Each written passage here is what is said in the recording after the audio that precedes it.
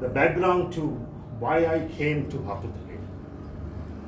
When I retired from my working life in 2008, I decided that I wanted to go and live somewhere that was pleasant, but also that I could make a contribution to the lives of underprivileged people.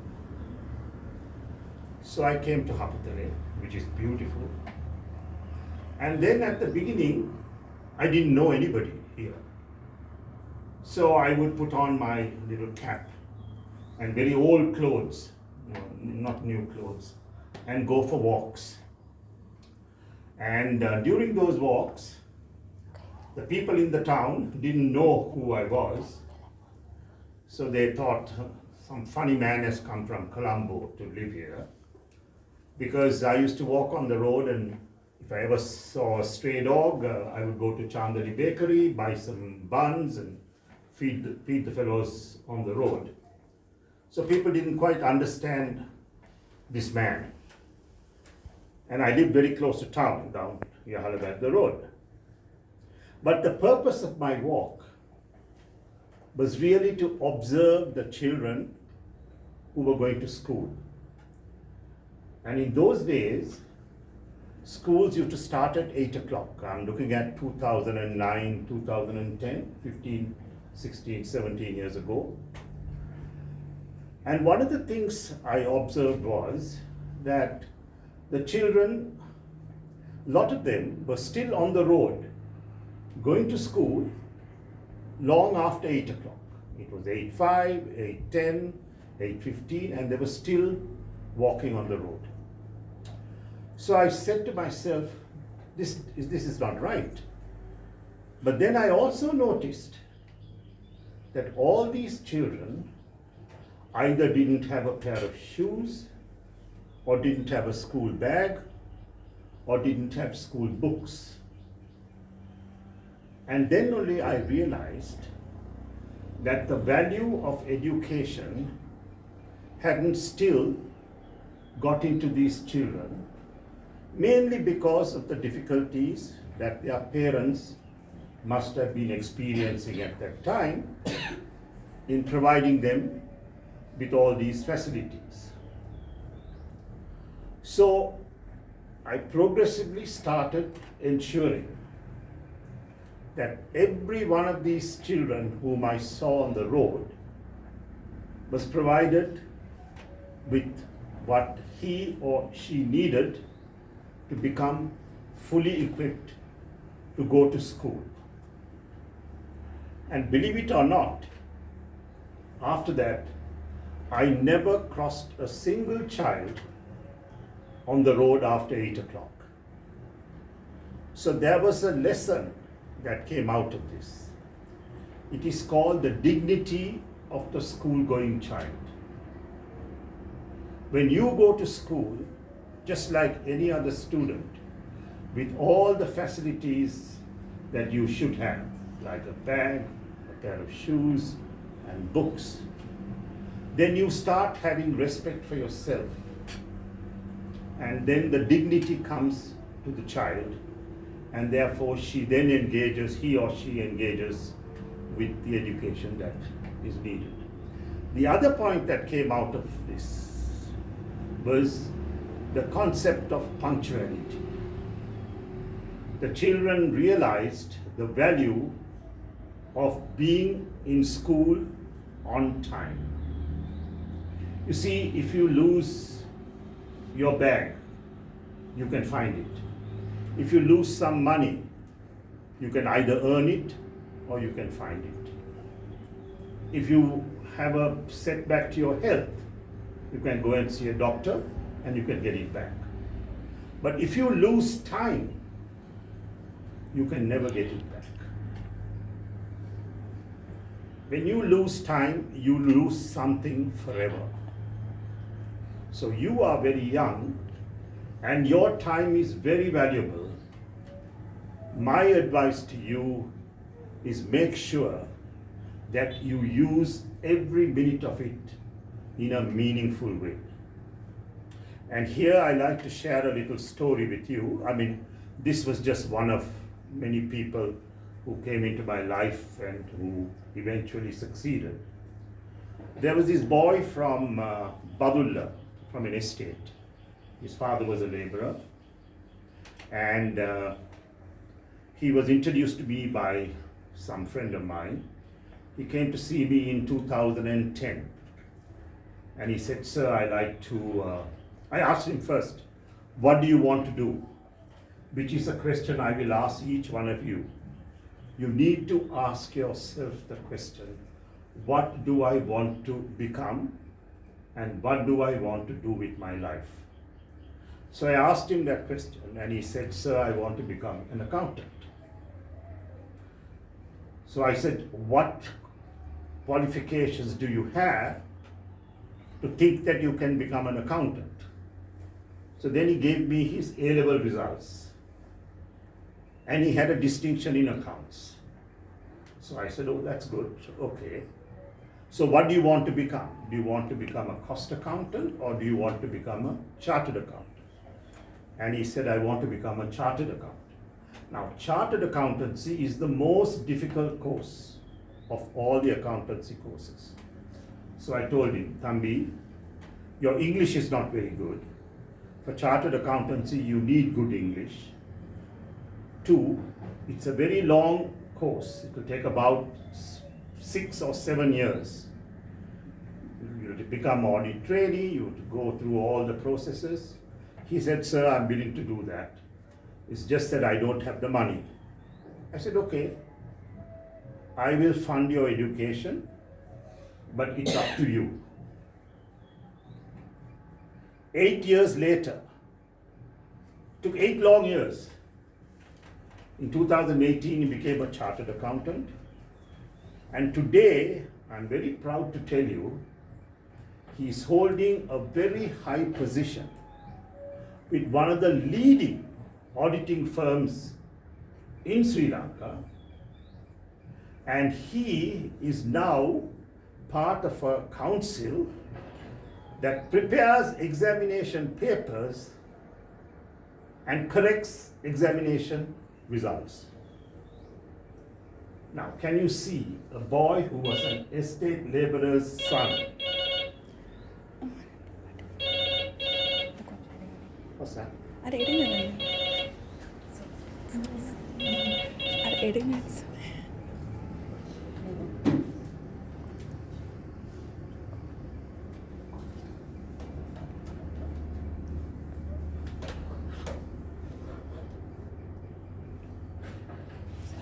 That's okay. An estate laborer's son, who normally would have probably gone to the field, plucked tea leaves, and just lived the rest of his life, is now holding a high position in a leading auditing firm in Sri Lanka. So what I'm trying to tell you is that each one of you have got specific talents. It'll vary. What she has may be different from what you have, or what he has, or what the boys have. But each one of you have got talent.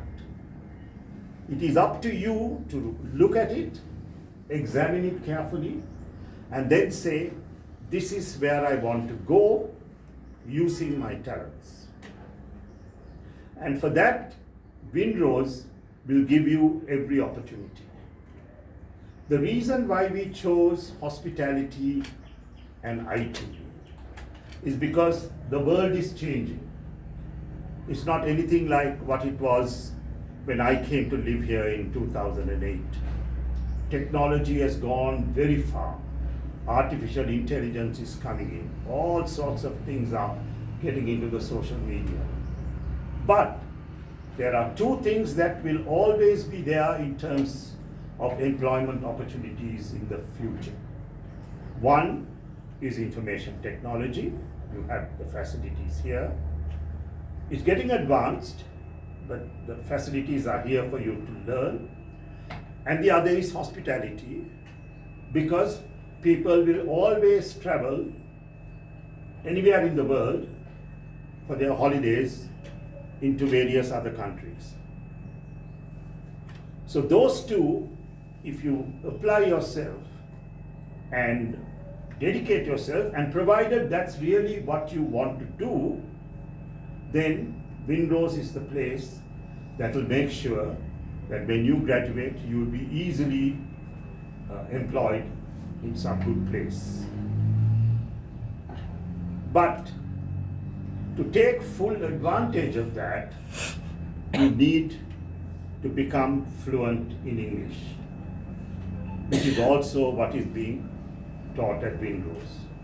But English is not just for the sake of English.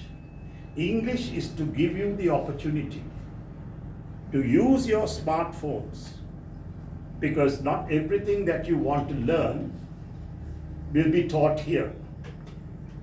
Use your smartphones, go into Google or wherever, whatever app you have, ChatGPT or AI or whatever, and learn to understand the word and the subjects that you're interested in even better.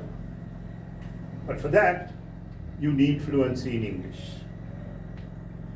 The last thing I want to tell you also is, as a result of all these social media, you get good things, not so good things, and really bad things coming in on social media. So remember what I told you about the value of time.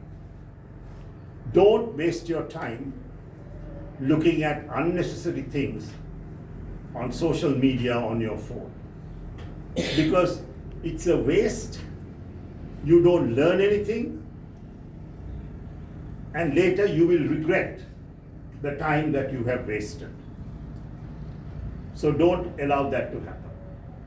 The story I told you about this accountant is only one of about 15 young people whom I met during my period here, whom I've helped in various ways. About 10 of them are employed well here, 5 of them have gone abroad, and they're all doing well, mainly because they listened to advice, they worked very hard, and they never wasted their time. So I hope that you understood everything that I've said today, because you see, we are aware that the plantation sector has been hugely neglected, and your parents, your grandparents, and your great-grandparents had a very difficult time. They were even humiliated in those times. But times have changed now. And you have a platform here at Windrose where you can raise the level not only of your education, but your personal identity as well. That you are someone. I'm not a nobody. I'm someone who's going to achieve something with my life, so that you don't have to worry about what happened to your parents or what happened to your grandparents, because life is like this. You see, there's something called the sinusoidal curve in mathematics. The sinusoidal curve, if I might just show it to you, it goes like this. You know, it starts here at the bottom, goes up like that, comes down like this, goes up like that, comes down like this, and it keeps going. It keeps going, okay? Now the explanation to that is what life is. You see, you're down at the bottom here, but you're never there all the time. You have a chance to come up, and you reach the peak.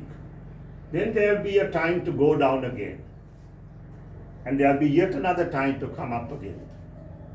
So you must understand that life will never be like a straight line.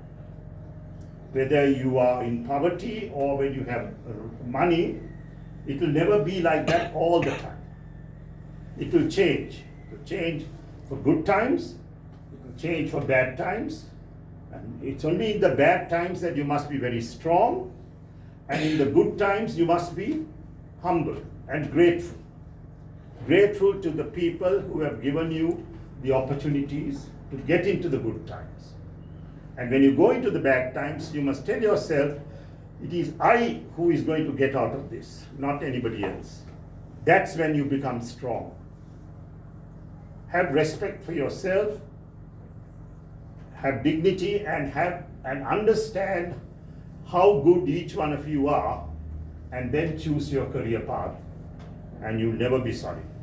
So Windrose is a very precious place because the Miss Rekha and your teachers have done a wonderful job over the years with nothing for them, because they want to create a future for each one of you from the underprivileged areas who probably don't have the same opportunities for education.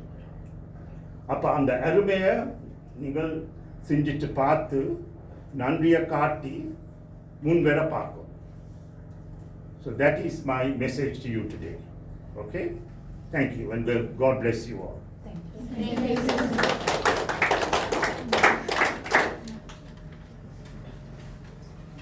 Okay? Sir,